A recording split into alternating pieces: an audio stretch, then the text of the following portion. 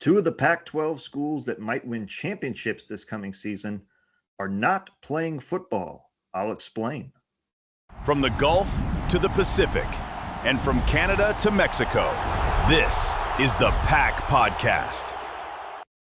Pack it up, pack it in, let us begin again. Welcome back to the PAC Podcast. It is a fourth episode, and this one is all about two schools that will not be playing football this fall, but will be Pac-12 title contenders in the spring. We're talking about Dallas Baptist University, the Patriots, and the Gonzaga Bulldogs in this episode.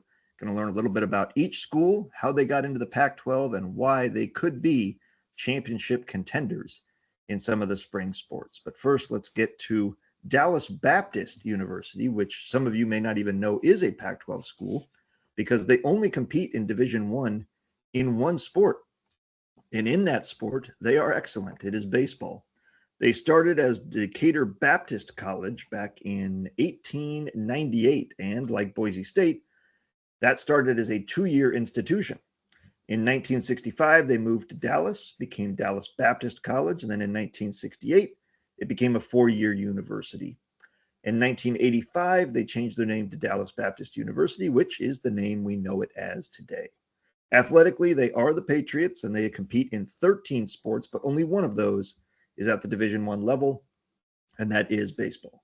They became a Division I baseball team in 2004. They were independent until 2013 when they joined the WAC. They were only there for 1 year, though, before they moved to the Missouri Valley Conference. And then in 2023, they moved to Conference USA. Now they are a Pac-12 team and are one of the teams that are going to make Pac-12 baseball absolutely fascinating in the spring. Some of their famous baseball alumni that you may have heard of, three-time All-Star Freddie Sanchez and three-time All-Star Ben Zobrist, who's also won a World Series title, I believe. And all told, 18 Patriots have gone from Dallas Baptist to Major League Baseball since the program was started back in 1970. The current head coach is Dan Hefner. He's been there since 2008 with a very impressive winning percentage of .668 in that time.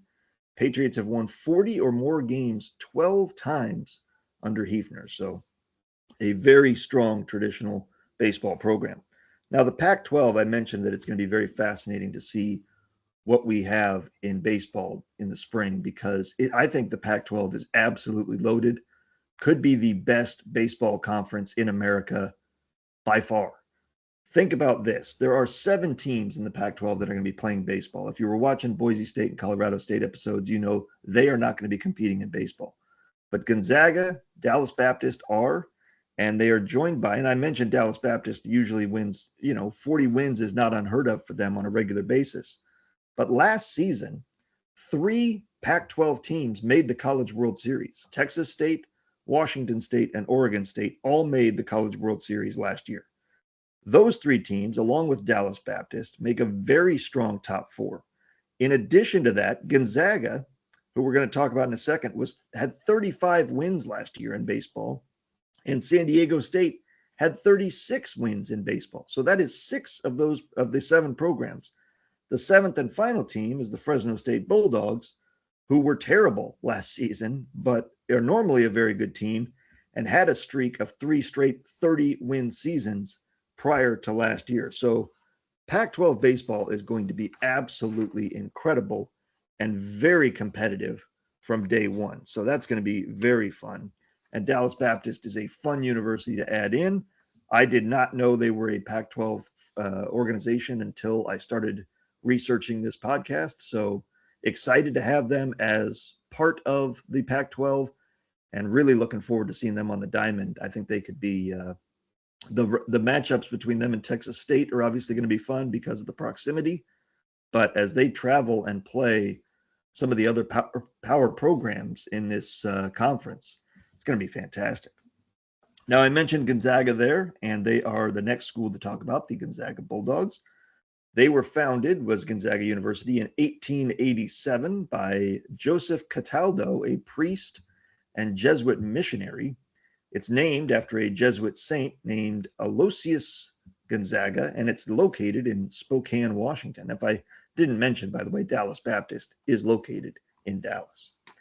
Gonzaga originally only had 7 students in that first class in 1887, but by 1900, there were 244 students, a faculty of over 24 instructors.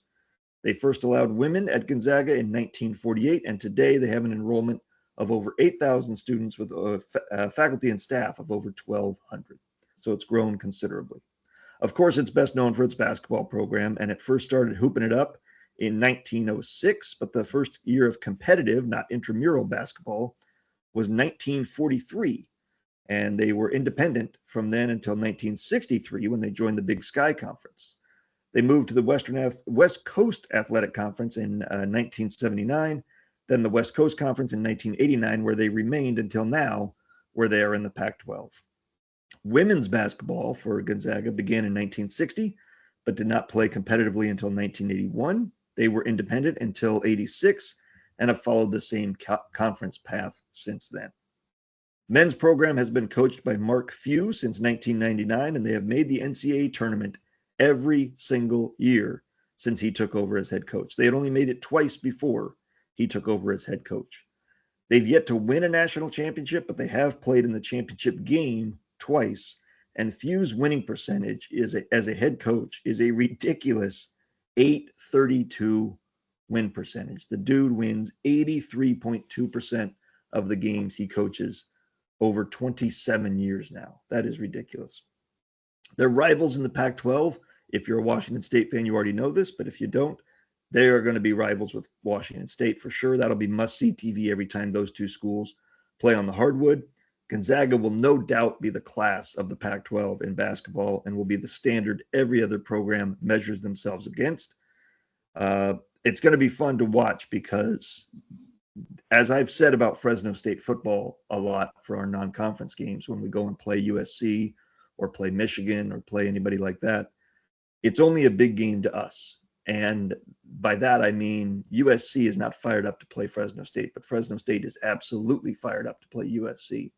So I think the opposite is going to be true for Gonzaga. And they've been facing that in the West Coast Conference for years. But the Pac-12 schools that aren't Gonzaga are going to be fired up to play the Bulldogs. And it's going to be a big game for them every time they take the court. And Gonzaga is probably not going to be too fired up to play Colorado State or Texas State or Fresno State. I mean, those are schools that they should easily beat and probably will. But for those schools, they're going to be absolutely fired up. So it'll be interesting to see as we get into the basketball schedule later this year how Gonzaga handles those matchups. Most famous alumni, by the way, for the Gonzaga Bulldogs is Hall of Famer John Stockton. As a baseball program, though, they do have a famous alumni, Jason Bay, former longtime baseball player. And as an entertainer and world traveler, their alumni is Bing Crosby. So there you go. I think we've all heard of Bing Crosby and know his music, know his movies, know his legacy. So there you go. There's a brief look at two of the schools that will not be competing in football this fall, but will be championship contenders in the Pac-12 this year. And that is in basketball and baseball. Gonzaga could sweep both. By all means, their baseball team is very good, and they could easily be the champions of both men's basketball, women's basketball, and baseball in the Pac-12. And that would be quite a coup for them if they were able to come in and take the three sports that they compete in. And same for Dallas Baptist. If they are able to claim the conference championship in the only sport that they compete in, that would be quite a thing as well. So there you go. Hope you enjoyed it. Hope you learned a little bit more about the schools that will be competing in the Pac-12 this coming season. Thank you, as always, for joining me. Hope you will join me on the next episode when we take a deeper dive into the Fresno State Bulldogs, a school near and dear to my heart as an alumni. And until then, let's pack it up, pack it in. We'll do it all again.